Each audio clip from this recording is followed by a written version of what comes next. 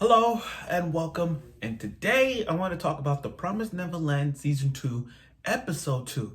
Now, props for the first episode. The first episode left us with a bang.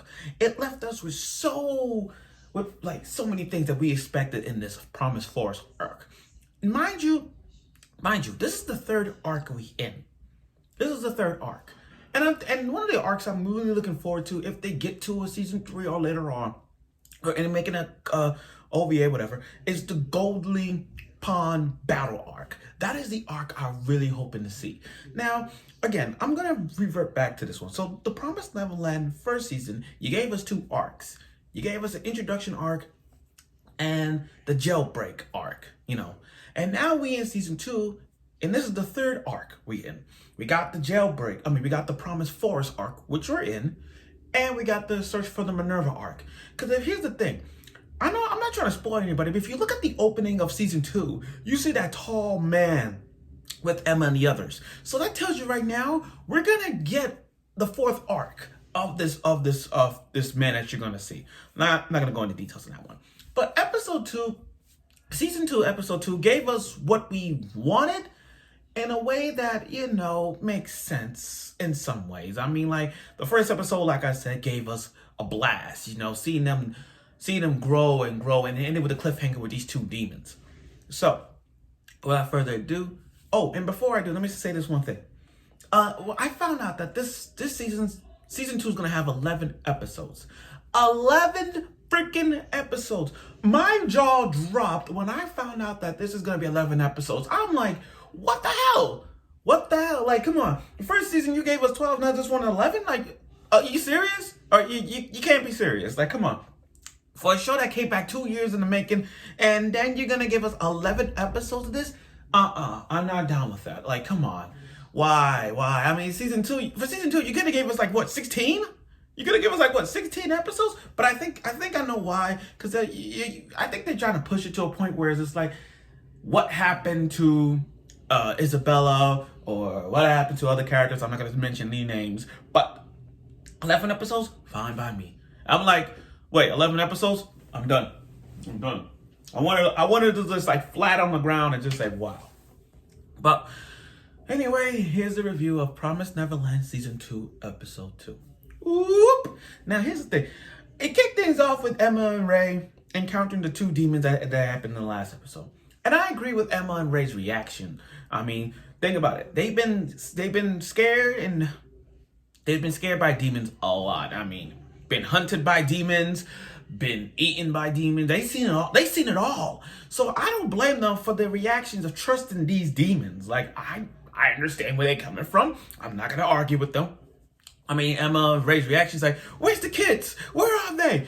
And then the tall demon's like, just make a left. Just to make a left at the end. And it's happy to see them running, and then they saw all the kids alive. So I kind of like that moment. Now, here's the thing. As they were escaping, this episode didn't really give us like the hype like it was last episode. This is more like a calm, relaxing, not calm, relaxing in a way, but more like, okay, they escaped from demons. Now what? Okay, let's train. And that's what they've been doing this entire episode.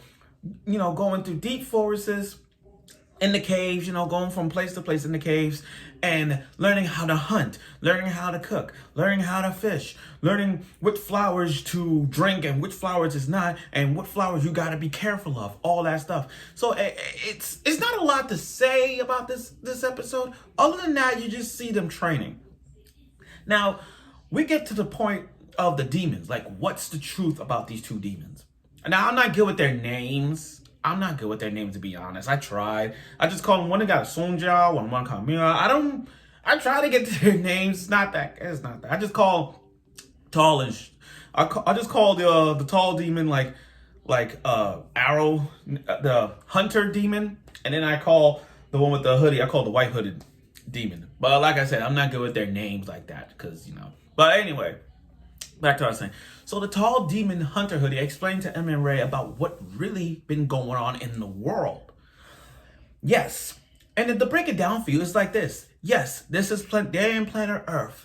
Yes, this is the year 2046 in human calendars. Mind you, he said human calendars. There's a timeline between demon calendars and the human calendars. For all we know, it's like, okay, the year's 2046 in the human calendar. But what about demons? What their year? Oh, their year probably, 10,600 and something? Maybe that. But he goes and explains it in a way that it's kind of easy to explain it. Like, okay, there's predators and there's preys. We don't eat humans because it's our religious thing. We don't eat them. Some demons do eat humans, but they only target the brain. Okay? And that happened 1,000 years ago. 1,000 years ago when the promise was broken down. Like, oh my God, now it all makes sense. So the worst case scenario is that, so basically what it is, like, there was once humans and there's demons. Humans have kept a promise to the demons saying, okay, we won't hunt for you. Please, anything we can do. Oh, here come the demons like, okay, we won't kill you humans unless you breed them in the grace field and serve the food, the humans, to us. See, you kind of see the point in that.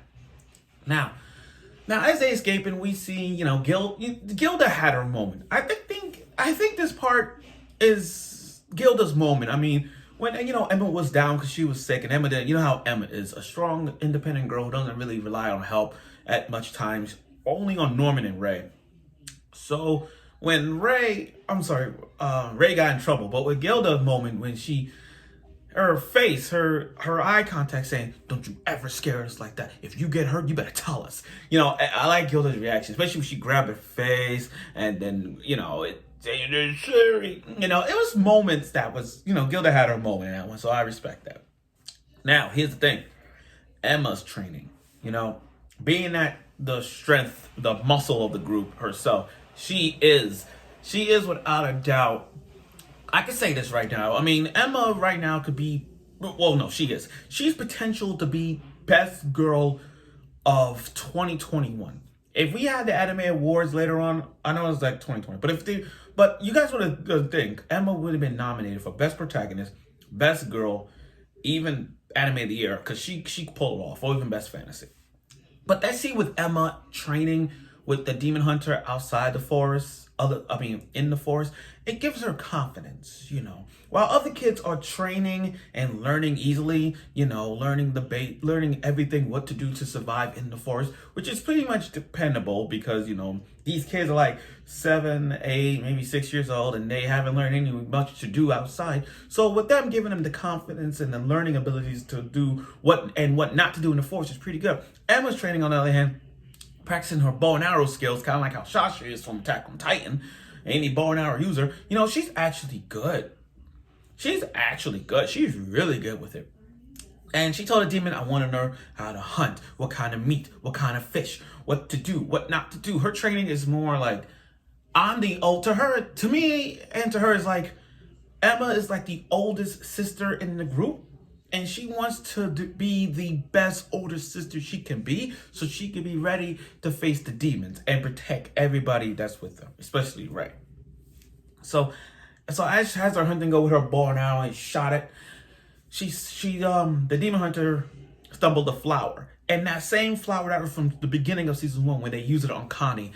And still to this day, that scene with Connie, and learn the most deepest, darkest things to any kid in anime. Let me just point that out. The deepest, darkest thing to ever be seen in a kid in that is that when that flower stabbed Connie and then put it in a vessel. That's kind of fucked up. But anyway, the demon hunter gave Emma a vampiric flower that once you put it in, it drains the blood out of it and form into a red blossom flowery type thing. And I understand Emma's reaction. I understand where she's coming from. I mean, when she saw it, it was like, and she puked. But the way Emma saw it, she knew this was wrong. Like, she prayed for them. She's like, we have to survive. In order to eat, we have to eat what we see.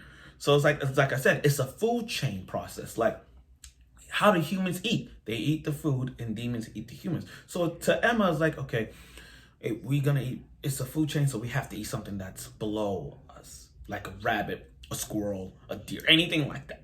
So her and the sea is stabbing it kind of because she remembers everything that happened with that same flower with Connie and the other two. It's hard for her to see that flower bloom, but giving her a flashback of what she saw from Connie's standpoint, it was like, I guess we have no choice. It's like she has no choice. She has no choice. I mean, in the world that they're in right now, with all these demons hunting the kids, it's very hard. So yeah, they gotta be sad. It has to be done. And then and before I said, can I say something? I think looking at the scene with Emma hunting with the demon hunter himself, looking at that and they're riding a horse, looking at that reminds me of The Last of Us. I'm sorry. I mean, think about it. I know it's weird to compare this, but I can see them kind of like The Last of Us, because you got the demon hunter who's like the Joel, and you got Emma who's the Ellie, and then you got them just teaching. You got him teaching Emma what to do and what you can't do in the forest, what to eat and what you can't eat in the forest, what water and what type of water. So I'm looking at this and I'm kind of feeling the Last of Us vibe, where Joel teaches Ellie the things to do in the post-apocalyptic world. So looking at that scene still is like, I'm feeling the Last of Us vibe. I don't know, I'm just saying, but I see it. And then the show ends with Emma with her hoodie down, with her hoodie up, with that face. Not the smiling face, but more like the sarcastic, normal face. She's like, yeah, I'm fine. Don't worry about it. That kind of face, that is that face of like, I can't put it into good words, but you get my point. So that's how it ended. So here's the thing. Overall, I found this episode good at some point. I mean, it wasn't, like I said, this episode wasn't hype like it was before. This show kind of gave us answers about the humans and the demons 1,000 years ago. And it gave us more development with Emma, especially, and all the other kids who learning how to cook fish, and study more about flowers and trees and all that stuff. So this is some kind of easily development that we're seeing from these two until we get to that other arc where they meet the man. We're gonna wait and see. But that's my point. But again, this was a good episode because we get to see some development. That was the whole thing about this. Just a one-sided development episode. So we're gonna see more.